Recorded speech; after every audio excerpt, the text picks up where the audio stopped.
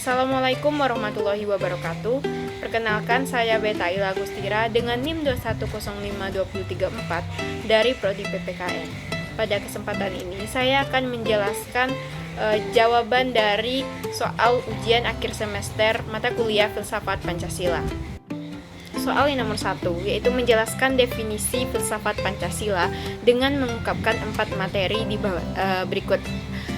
Yang pertama yaitu pandangan hidup bangsa Indonesia yang hidup dan berkembang dalam masyarakat Indonesia. Di mana dalam filsafat Pancasila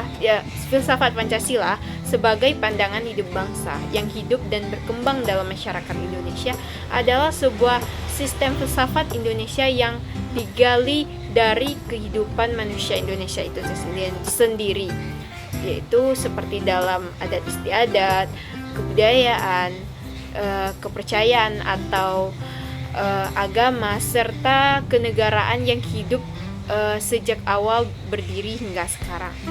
Sehingga dapat dikatakan filsafat Pancasila ialah sebagai pandangan hidup bangsa yang hidup dan berkembang di dalam masyarakat Indonesia.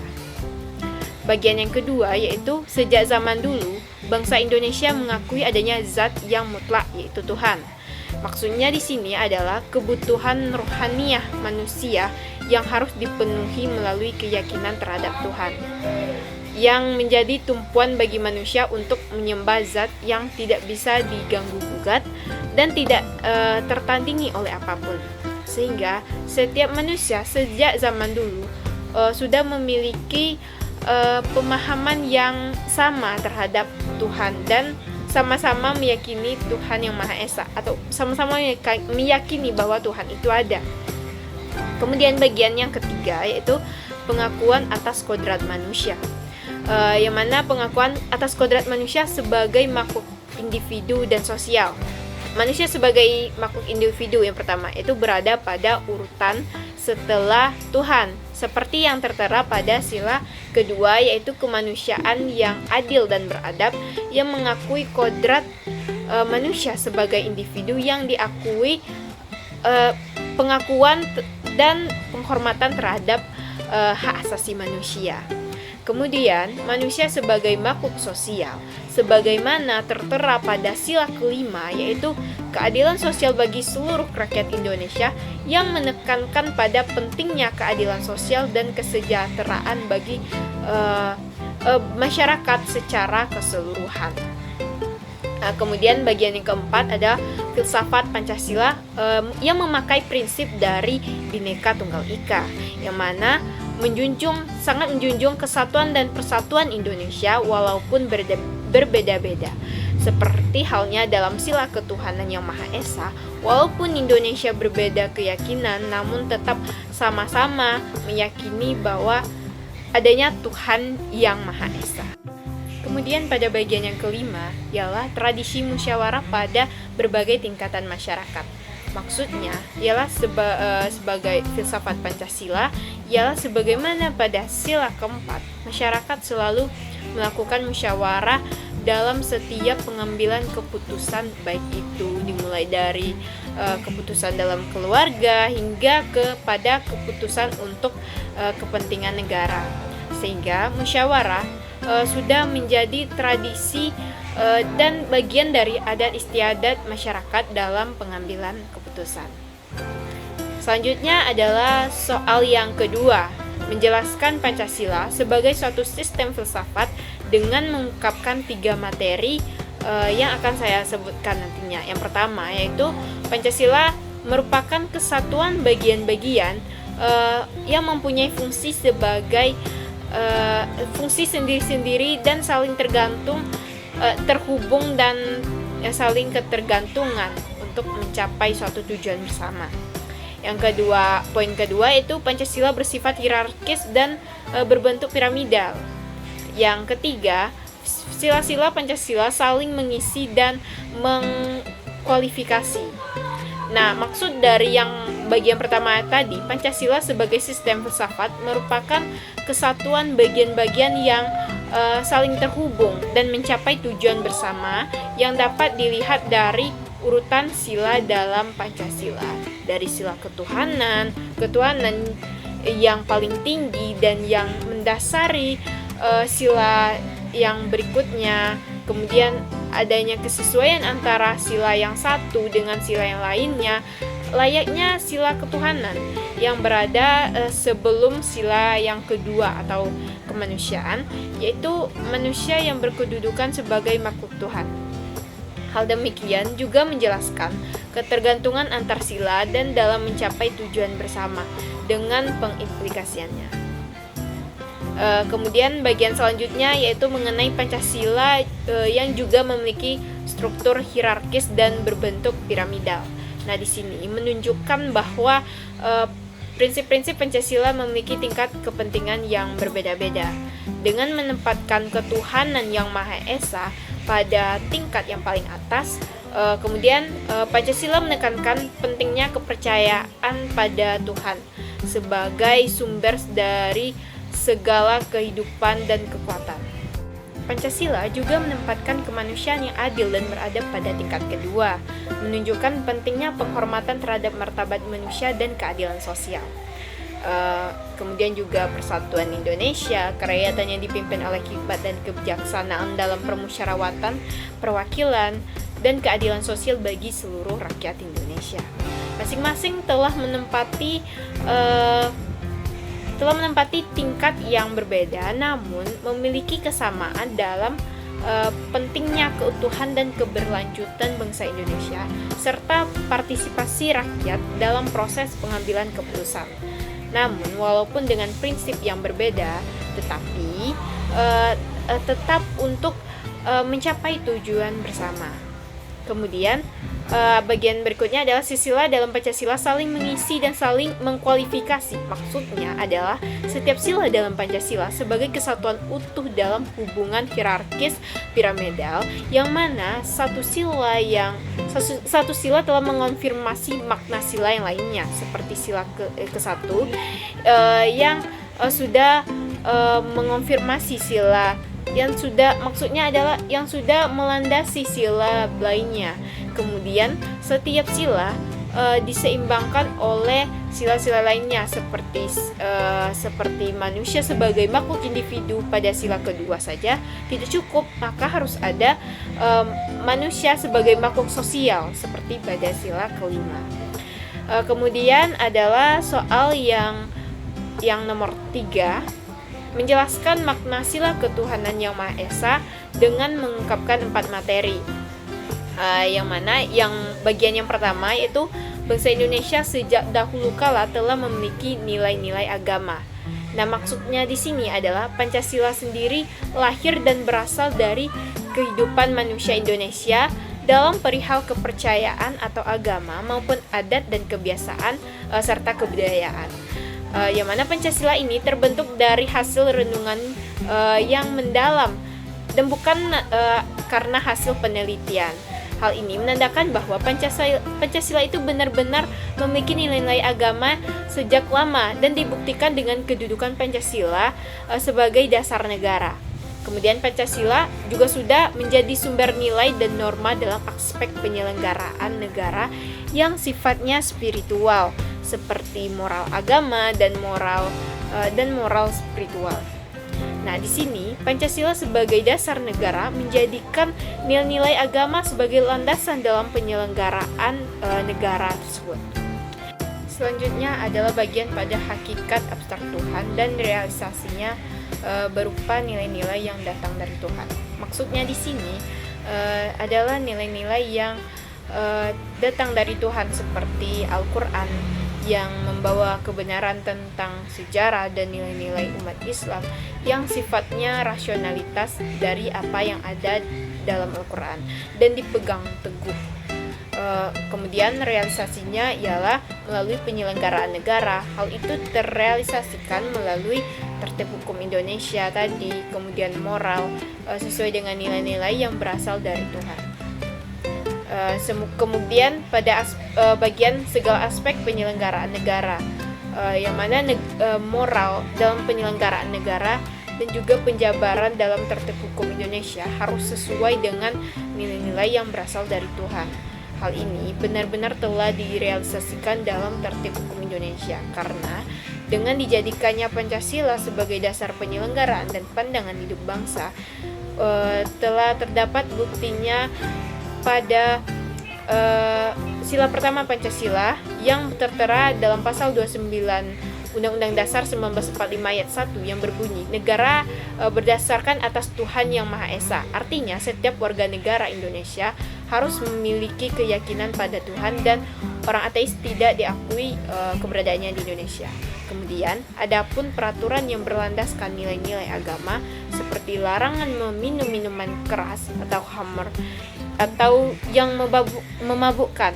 Aturan ini juga ditetapkan dalam landasan hukum Indonesia pada pasal 20 RUU tentang larangan minuman beralkohol yang menjelaskan setiap orang yang mengonsumsi alkohol pada pasal 7 dipidana penjara paling sedikit 3 bulan dan paling lama 2 bulan serta denda paling sedikit 10 juta dan paling banyak adalah 50 juta. Nah, pasal-pasal yang saya sebutkan tadi menjadi bukti dari realisasi nilai-nilai agama dalam tertib hukum di Indonesia. Kemudian, bagian berikutnya adalah negara memberikan jaminan hukum kepada setiap warga negara untuk memeluk agama sesuai dengan keyakinan dan kepercayaan masing-masing. Nah, hal ini sudah tercantum pada Undang-Undang Dasar yaitu pasal 29 ayat 2, sehingga warga Indonesia bebas memilih agama tanpa adanya campur tangan dan paksaan dari pihak manapun dan siapapun, karena keyakinan terhadap Tuhan adalah keyakinan yang dilandasi dari hati nurani setiap orang yang tidak bisa diganggu-gugat, sehingga termasuk HAM yang dilindungi sebagaimana pada pasal 29 ayat 2. Soal keempat adalah menjelaskan makna sila kemanusiaan yang adil dan beradab dengan mengungkapkan 5 materi berikut. Ya, bagian materi yang pertama yaitu hakikat abstrak manusia sebagai makhluk Tuhan, sebagai makhluk pribadi dan sebagai makhluk sosial. Maksudnya di sini ialah sebagai makhluk Tuhan, manusia memiliki kewajiban moral dan spiritual yang harus dipenuhinya sebagai kebutuhan rohani untuk menyembah Tuhan serta tempat kembali atau tempat tumpuan bagi manusia agar manusia ini tidak kehilangan arah dalam hidup. Karena dalam Pancasila sila kemanusiaan berada di bawah sila ketuhanan yang menandakan bahwa manusia sebagai makhluk Tuhan yang harus hidup dengan kewajiban moral dan spiritual tadi.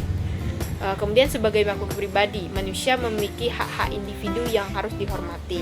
Sebagaimana pada sila kedua, kemanusiaan yang adil dan beradab yaitu setiap orang yang mampu menyeimbangkan antara hak pada dirinya dengan hak orang lain. Yaitu dengan adanya watak keadilan, tentunya ada watak kesederhanaan dan keteguhan agar tercapainya manusia yang adil dan beradab tadi.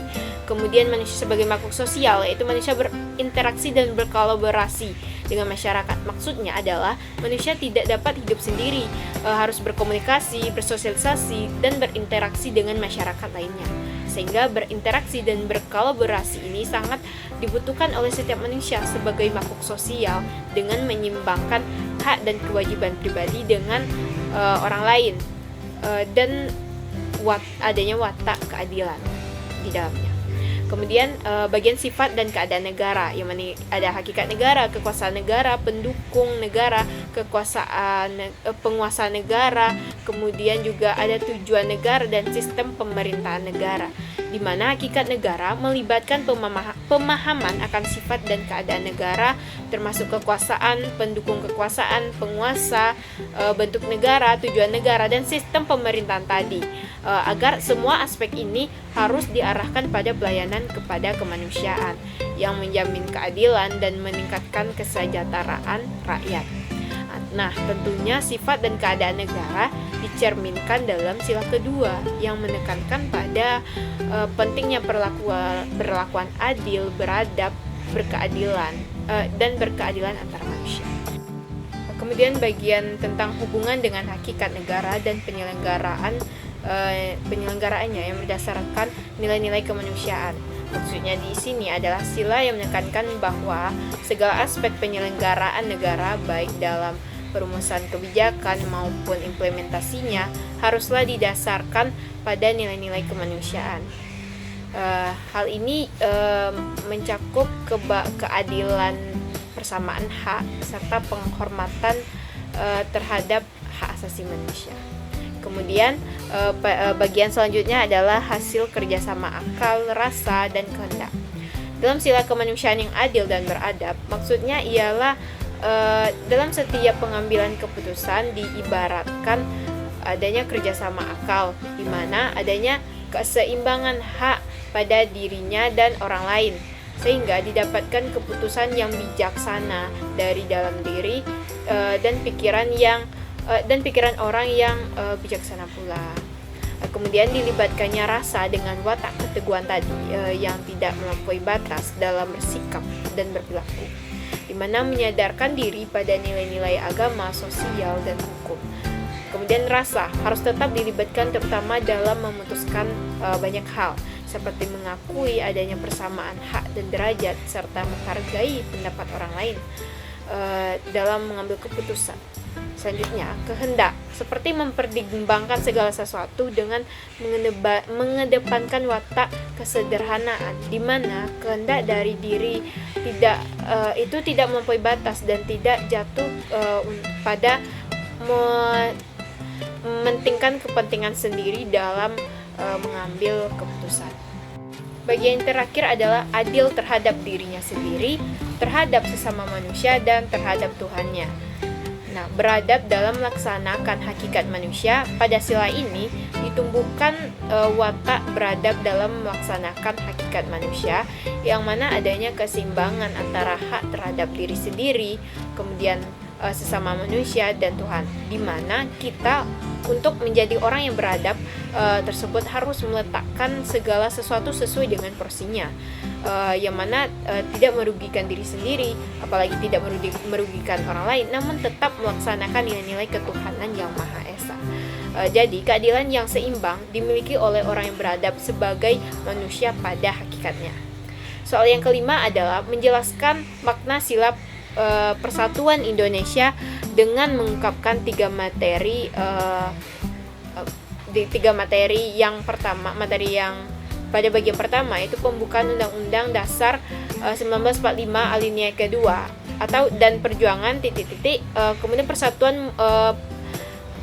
kemudian persatuan menentukan keberhasilan perjuangan rakyat Indonesia.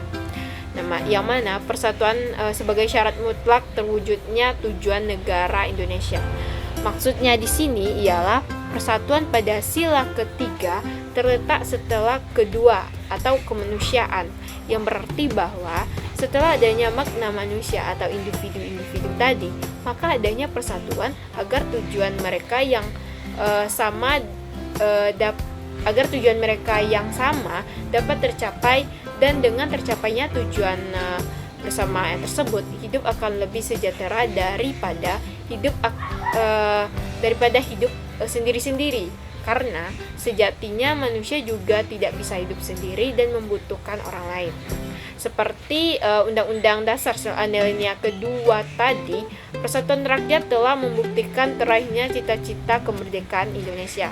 Bagian selanjutnya adalah bermufakatnya Perhimpunan Politik Kebangsaan Indonesia tahun 1927, kemudian ada Sumpah Pemuda 28 Oktober 1928, kemudian proklamasi pada tanggal 17 Agustus 1945. Nah, ketiga elemen ini telah menjadi salah satu bukti bahwa persatuan dari rakyat Indonesia ini yang telah diabadikan membawa Indonesia kepada kemerdekaan. Kemudian saat ini ada cita-cita Indonesia, yaitu ingin menjadikan Indonesia ini sebagai negara yang maju dan Indonesia menjadi Indonesia emas pada tahun 2045. Hal ini bukan berarti sulit dicapai, sama halnya dengan Indonesia sebelum 1945 yang berada dalam belenggu penjajah. Akan sangat sulit bagi rakyat Indonesia untuk melawan penjajah yang dikirim dengan peralatan lengkap dan sudah dibekali pelatihan militer juga. Namun, untuk menang melawan penjajah bukanlah hal yang mustahil jika seluruh rakyat Indonesia bersatu melawan penjajah tersebut. Sehingga terbukti dengan kemerdekaan Indonesia 1945, Demikian halnya dengan Indonesia Emas 2045 yang nantinya bisa diraih dengan persatuan Indonesia kembali. Bagian selanjutnya ialah negara melindungi segenap bangsa Indonesia dan seluruh tumpah darah Indonesia. Di mana negara yang berdasarkan asas kekeluargaan, tolong-menolong, atau dengan dasar keadilan sosial Undang-Undang Dasar 1945 pasal 26, 31, 32, 35 dan 36 yang tentang keadilan sosial tadi. Kemudian berdasarkan pasal 26, setiap warga negara Indonesia yang diakui adalah warga asli dan orang asing yang disahkan secara undang-undang. Maka seharusnya tidak lagi dibeda-bedakan, adanya yang membeda-bedakan yang mana warga lokal dan warga asing yang menjadi yang diakui sebagai warga negara Indonesia. Karena hal tersebut nantinya akan mempengaruhi persatuan Indonesia dan menimbulkan perpecahan di Indonesia. Sehingga kita harus saling menjaga dan saling menghormati. Kemudian pada pasal 31 juga terdapat setiap warga negara berhak mendapatkan pendidikan.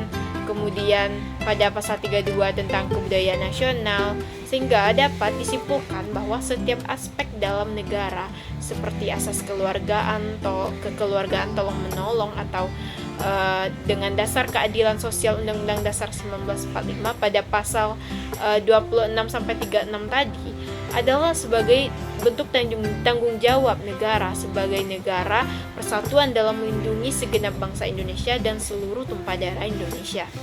Maka dengan demikian, nilai Pancasila Persatuan Indonesia akhirnya dapat nantinya terrealisasikan dengan baik. Kemudian adapun soal yang nomor 6, yaitu menjelaskan makna sila kerakyatan yang dipimpin oleh hikmat kebijaksanaan dalam permusyawaratan perwakilan dengan mengungkapkan 4 hal atau 4 bagian. Bagian yang pertama yaitu pembukaan Undang-Undang Dasar 1945 alinea keempat yang berkedaulatan rakyat dan berdasarkan atas permusyawaratan atau perwakilan. Maksudnya di sini adalah kedaulatan diberikan kepada rakyat kepada perwakilan, diberikan rakyat kepada perwakilan seperti wakil rakyat yaitu MPR yang memegang kedaulatan rakyat. Sehingga berdasarkan alinea keempat tersebut, MPR atau wakil rakyat lainnya mewakili suara rakyat di pemerintahan. Bagian kedua ialah arti kerakyatan. Pertama, negara untuk seluruh rakyat. Yang kedua, cita-cita kefilsafatan demokrasi, yaitu persamaan di bidang politik atau demokrasi politik dan persamaan dalam bidang kemasyarakatan dan ekonomi untuk mewujudkan kesejahteraan bersama atau demokrasi ekonomi. Nah, di sini kerakyatan juga dapat kita artikan sebagai kebersamaan atau keikutsertaan seluruh rakyat. Kemudian, dalam asasnya, kerakyatan ini berarti kedaulatan rakyat. Kerakyatan adalah negara untuk seluruh rakyat. Maksudnya, negara bertanggung jawab untuk mengutamakan kepentingan dan kesejahteraan seluruh rakyatnya. Yang mana ada negara untuk seluruh rakyat. Kemudian, kerakyatan sebagai cita-cita kefilsafatan demokrasi adalah untuk mewujud dari diterapkannya nilai-nilai kerakyatan, permusyawaratan, dan hikmat kebijaksanaan seperti di dalam sila keempat, di mana di dalamnya melibatkan bidang politik atau demokrasi politik dan persamaan dalam bidang kemasyarakatan dan ekonomi untuk mewujudkan kesejahteraan bersama atau demokrasi ekonomi. Sehingga dapat disimpulkan bahwa negara bertanggung jawab untuk mengutamakan kepentingan rakyat dalam mencapai cita-cita kefilsafatan demokrasi politik, kemasyarakatan, dan ekonomi yang berlandaskan pada nilai-nilai sila keempat. Kemudian poin yang berikutnya adalah arti permusyawaratan atau perwakilan, yaitu demokrasi politik. Nah, MPR adalah sebagai alat perlengkapan negara atas nama rakyat memegang kedaulatan rakyat. Permusyawaratan atau perwakilan di sini adalah yang diamanahkan memegang suatu kepercayaan dari masyarakat, di mana permusyawaratan sebagai demokrasi politik bertumpu pada rakyat. Kemudian rakyat memberikan kedaulatan pada MPR sebagai alat perlengkapan negara yang diamanahkan oleh rakyat untuk menjadi wakil rakyat tersebut. Sehingga dalam memilih wakil, rakyat harus lebih baik dalam mempertimbangkan apakah wakil yang dipilih tersebut mampu mesejahterakan rakyat atau tidak. Karena itu adalah tanggung jawab seorang wakil terhadap rakyatnya yang telah memberikan kedaulatan kepadanya atas suara rakyat. Poin berikutnya adalah kedaulatan rakyat. Lebih luas dari demokrasi. Rakyat adalah pendukung kekuasaan tertinggi sebagai pokok kaidah negara yang fundamental. Nah, maksudnya di sini adalah kedaulatan rakyat itu lebih luas dari demokrasi karena di dalam kerakyatan mengandung demokrasi politik yang bertumpu pada rakyat. Sehingga dapat dikatakanlah bahwa rakyat sebagai pendukung kekuasaan tertinggi pada suatu negara, di mana inilah yang membedakan demokrasi di Indonesia dengan demokrasi di negara lain, yang menjadikan rakyatnya punya kedaulatan yang tertinggi, serta kedaulatan rakyat ini menjadi pokok kaidah yang fundamental. Kemudian soal yang ketujuh adalah makna sila keadilan sosial bagi seluruh rakyat Indonesia, yang mana pada bagian pertama sila kelima memiliki pada bagian pertama sila kelima merupakan tujuan bagi keempat sila lainnya untuk mewujudkan keadilan sosial bagi seluruh rakyat Indonesia. Ini berarti segala sifat dan keadaan negara harus sesuai dengan hakikat yang adil. Di mana sila kelima dari Pancasila, yaitu keadilan sosial bagi seluruh rakyat Indonesia, memang merupakan tujuan bagi keempat sila lainnya. Hal ini menunjukkan pentingnya terciptanya kesetaraan, keadilan, dan kesejahteraan bagi seluruh rakyat Indonesia. Sila-sila sebelumnya seperti sila ke-1 yaitu ketuhanan yang Maha Esa, dan sila kedua kemanusiaan yang adil dan beradab, memberikan landasan filosofi dan moral bagi terwujudnya keadilan sosial. Nah, sila kelima juga menekankan pentingnya kesetaraan dalam hak dan kewajiban serta pembagian kekayaan yang adil. Dengan demikian, sila kelima memegang peran kunci dalam mewujudkan tujuan keseluruhan dari Pancasila. Bagian berikutnya adalah segala sesuatu yang berkaitan dengan keadilan yang terkandung dalam sila kedua, dengan sendirinya terjelma dalam sila kelima. Nah, maksudnya di sini sila kedua dari Pancasila, yaitu kemanusiaan yang adil dan beradab, lebih menekankan pada pentingnya keadilan, perlakuan adil terhadap semua orang. Sedangkan sila kelima, keadilan sosial bagi seluruh rakyat Indonesia, telah menggarisbawahi bahwa pentingnya terciptanya kesetaraan dan keadilan sosial di Indonesia.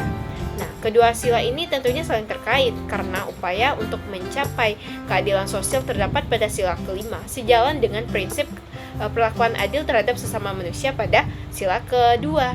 Nah, dengan demikian, prinsip-prinsip keadilan yang terkandung dalam sila kedua ini secara alami telah tercermin dalam sila kelima, dan juga hal ini terjadi sebaliknya. Tentunya hal ini menegaskan tentang pentingnya kesetaraan, keadilan, dan perlakuan adil kepada seluruh masyarakat di Indonesia. Kemudian ada poin ketiga, itu apakah yang dimaksud dengan keadilan sosial. Nah, keadilan sosial ini ialah keseimbangan yang dinamis atau berubah-ubah antara kepentingan pribadi dengan kepentingan umum, yang tentunya sesuai dengan waktu, keadaan, dan perkembangan zaman tentunya. Namun lebih memprioritaskan kepada kepentingan umum, sebab di dalam kepentingan umum tersebut tentunya sudah ada kepentingan pribadi di dalamnya, seperti keadilan sosial, yang mana keadilan sosial dalam filsafat Pancasila lebih mengacu pada upaya untuk bagaimana keadilan tegak di Indonesia, dan keadilan Pancasila lebih menekankan pada hak asasi manusia, memanusiakan manusia, persatuan, dan keadilan bagi seluruh warga negara, tentunya tanpa terkecuali. Nah, hal ini tercermin dalam cita-cita bangsa Indonesia, yaitu keadilan sosial yang diaktualisasikan dalam segala aspek kehidupan manusia, serta menjadi kaidah hukum dasar negara yang fundamental secara sistematik. Selanjutnya, pada sila kelima Pancasila, ada keseimbangan yang dinamis antara kepentingan pribadi dan kepentingan umum yang sesuai dengan keadaan waktu dan perkembangan zaman. Nah, hal ini mengacu pada prinsip keselarasan antara kepentingan individu dan kepentingan masyarakat. Nah, prinsip ini menekankan tentang pentingnya menemukan keseimbangan antara kepentingan pribadi dan kepentingan umum yang sesuai dengan konteks zaman dan perkembangan masyarakat tentunya. Nah, hal ini lebih menekankan pada pentingnya mengutamakan kepentingan bersama tanpa mengabaikan kepentingan individu, serta selaras dengan tuntutan zaman tadi serta perkembangan masyarakat. Nah, prinsip ini mencerminkan filosofi bahwa setiap individu memiliki hak-haknya, namun hak-hak tersebut haruslah sejalan dengan kepentingan bersama dan perkembangan masyarakat. Dengan demikian, sila kelima menekankan pentingnya untuk menjaga keseimbangan antara hak dan kewajiban, serta antara kepentingan individu dan kepentingan umum sesuai dengan tuntutan zaman dan perkembangan masyarakat tadi. Kemudian negara memprioritaskan kepentingan umum karena kepentingan umum ini mencakup kepentingan seluruh masyarakat, yang mana terdiri atas kepentingan pribadi tadi, termasuk kepentingan pribadi tadi di dalamnya. Dalam sebuah negara terdapat berbagai kepentingan yang harus dipertimbangkan, seperti kepentingan individu, kepentingan kelompok, dan kepentingan masyarakat secara keseluruhan.